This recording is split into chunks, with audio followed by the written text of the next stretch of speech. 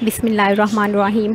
अल्लाहुम्मा सल्ली अला मुहम्मदिन व आले मुहम्मद। अस्सलामु अलैकुम दोस्तों, कैसे हैं आप? उम्मीद करती हूँ खैरियत से होंगे। घरेलू रंग चैनल में मैं आपको खुशामदीद कहती हूँ।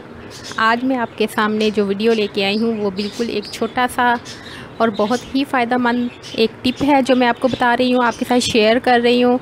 जी, शुरू करने से पहले आप मेरी वीडियो को चैनल को सब्सक्राइब करें और मेरी वीडियो को लाइक करें। जी नाज़रीन, हम शुरू करते हैं। जी नाज़रीन, आज मैं आपको बता रही हूँ कि जो हम घरों में चावल, दाल या गंदम इस्तेमाल करते हैं वो अक्सर पड़े पड़े ख़राब हो जाते हैं। ये देखिए, इस तरह उनको कीड़ा लग जाता है अक्सर चावलों को। और चावलों की एक बात ये भी है कि चावल जितने ज़्यादा पुराने होंगे उतने ही अच्छे बनेंगे, और जैसे ही चावल पुराने होंगे इनमें कीड़ा पड़ जाता है। ठीक है, सुंडी लग जाएगी, इस तरह का ब्लैक जो है ये कीड़ा ये पड़ जाएगा। तो ये वाले चावल भी इस वक्त पुराने हैं, तो इनको महफूज किस तरह रखा जाए, कीड़ों से किस तरह महफूज रखा जाए कि इनमें सुंडी ना लगे, चावल पुराने भी हों।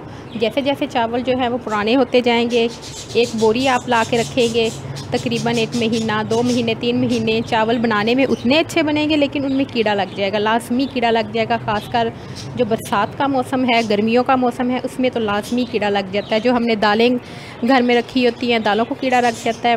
तो उनको बचाने के लिए क्या हमें करना चाहिए, आज मैं आपको बताती हूँ अपनी वीडियो में। सबसे पहले तो ये है मेरे पास लौंग। ये देखिए, ये लौंग के चंद दाने हैं।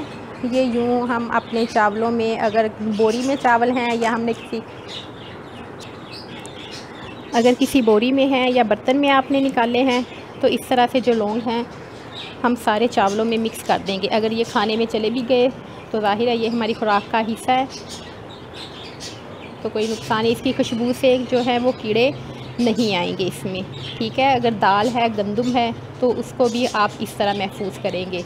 पहला टिप तो ये है, टोटका, देसी नहायत आसान टोटका है। और जो दूसरा है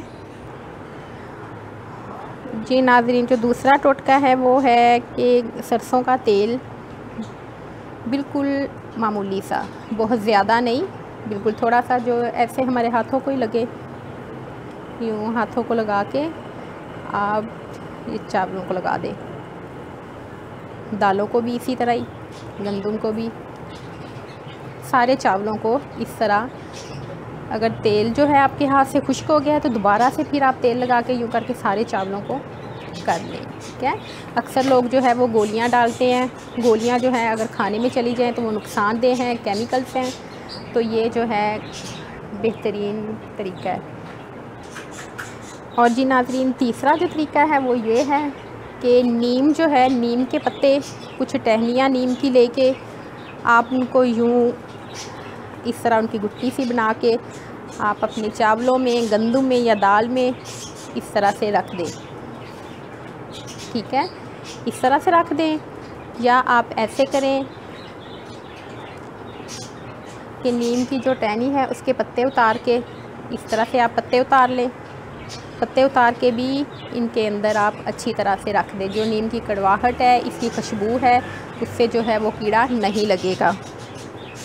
ठीक है, ये वाला भी टोटका है। अगर आप नीम के पत्तों को ग्राइंडर करके इसकी गोलियां बना के वो भी आप इसमें रख सकते हैं, उससे भी जो है चावल महफूज रहेंगे। नाज़रीन, जो हमारी नानियाँ, दादियाँ पुराने ज़माने में, पुराने वक्तों में वो भी इसी तरह ही किया करती थी। अनाज को महफूज रखने का ये एक बेहतरीन तरीका है। आप भी इस तरीके को अपनाएं तो इंशाल्लाह आपकी दालें, गंदम और चावल जो है ये बिल्कुल कीड़े से महफूज रहेंगे और सुंडी से महफूज रहेंगे। ठीक है जी नाज़रीन, अब मुझे इजाज़त दें। नेक्स्ट आपके सामने एक नई वीडियो के साथ आऊँगी। तब तक के लिए मुझे इजाज़त दें। अपना बहुत सा ख्याल रखिएगा, दुआओं में याद रखिएगा। अल्लाह हाफिज़।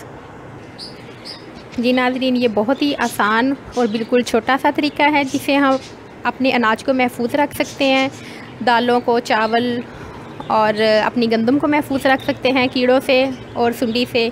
ठीक है, आप ये तरीका अपनाएं, इंशाल्लाह आपको बहुत फ़ायदा होगा, आप खुद महसूस करेंगी। जी नाज़रीन, मुझे अब इजाज़त दें। नेक्स्ट एक नई वीडियो के साथ आपके सामने आऊँगी। अपना बहुत सा ख्याल रखिएगा, मुझे दुआओं में याद रखें। ओके, अल्लाह हाफिज़।